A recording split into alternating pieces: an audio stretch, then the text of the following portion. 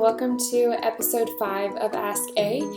Today we're going to be talking about a few more questions from my blogger friends, and you guys are going to get to know them a little bit better.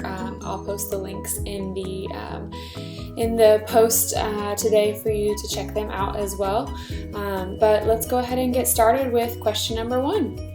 So my friend Janelli says, what are you most looking forward to now that Orlando will be playing in Cancun? So I don't know if you guys knew for sure or who did and who didn't, but Orlando, my husband, used to play for a basketball team in Jalapa, Veracruz.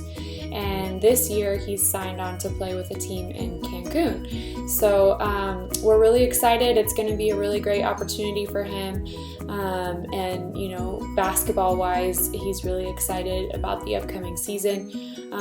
For us as a family, we're really excited because I think Cancun's obviously much more well-known, and there's much more American, activities and restaurants and all kinds of stuff like that to do.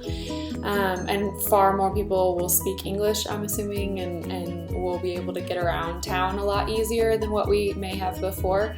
But I think most of all for me is that when we are there visiting him, it's going to be a lot easier on the girls. A lot of times when we were in Jalapa, there were certain things like, the niceties of life living in the United States that maybe we didn't have access to. Simple things like, air conditioning all the time that doesn't, break down every once in a while or whatever.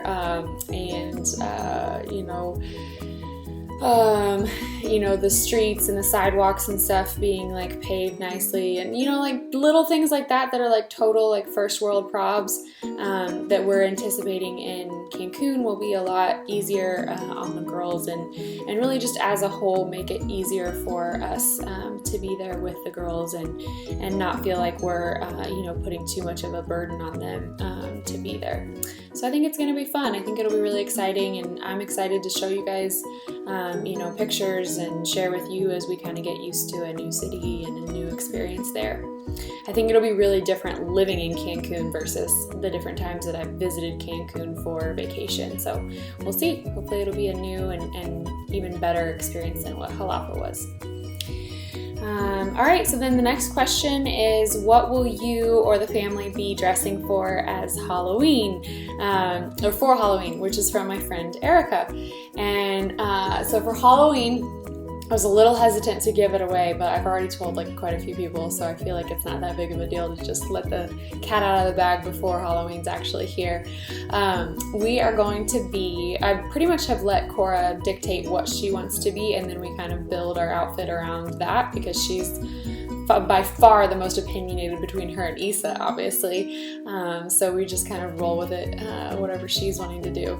And this year she wanted to be Batman. So last year, I don't know if anybody would remember, she was Superman. And so this year, for whatever reason, she wants to be Batman. And so we bought her this little Batgirl outfit.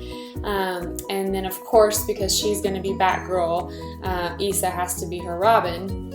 So Issa's got a little Robin costume. They don't have girl-centric Robin costumes. They have Batgirl, where it looks like Batman, but it's got a little skirt. But they don't have the same thing for Robin. So I don't know what the deal is with that. There just must not be that many people who want to dress up as Robin. But anyways, so Cora will be Batgirl, Issa is Robin, and then I felt like I had to do something, and we decided that I would be a bat because Catwoman was just a little too, 7 months postpartum. I don't know if I want to be in a tight leather suit, so no thanks. So I'm going to be a bat with some cool wings and little ears, and I bought some fangs, and yeah. So that'll be me, and that'll be a lot easier for me to be able to wear a regular tank top and not have to worry about, hot leather on a very hot October night in Texas. So that's what we're going to be. Orlando will be in Mexico, unfortunately, but we told him if he wants to dress up as the Joker, he can definitely do that. And we'll see. Maybe he'll do his own little version there. All right, so then the third question is from April, and she says, when social media gets a bit overwhelming, how or what do you do to take a breather?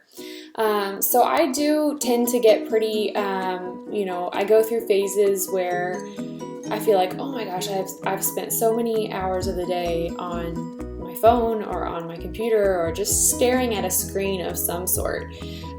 So what I tend to try to do is make Sundays kind of a day where I take a break from social media. I typically post once a day on Instagram, and so I'll get that post done, and then I'm done. I don't want to be near my phone or on my laptop or anything the rest of the day on Sunday. And typically Saturdays too. It just kind of depends, what I have going on for work.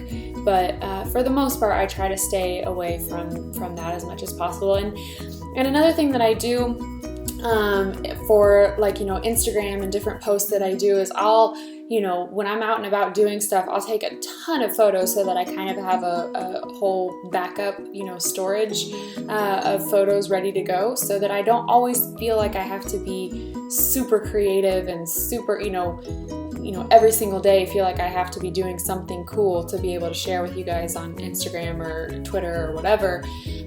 So it's kind of nice to have that little vault tucked away of photos that I can post on the days when I'm not really feeling it, or I'm just hanging out in sweatpants and I don't think you guys really want to see that. So I think if you're a blogger or if you do social media a lot for work or whatnot, that's one tip that I have, is to kind of load up when you are doing something fun and out and about. Take photos of all the details and all the fun little food and cupcakes, and like today on Instagram, or you guys will be watching this tomorrow, but so for you, yesterday on Instagram, I posted that photo of nail polish bottles, and that was from the H&M opening on last Thursday. So, even when it seems like it's something, immediate, a lot of times I'm just pulling from my camera roll and finding something from a few days ago that still is inspiring me. So, that's all the questions we have for today.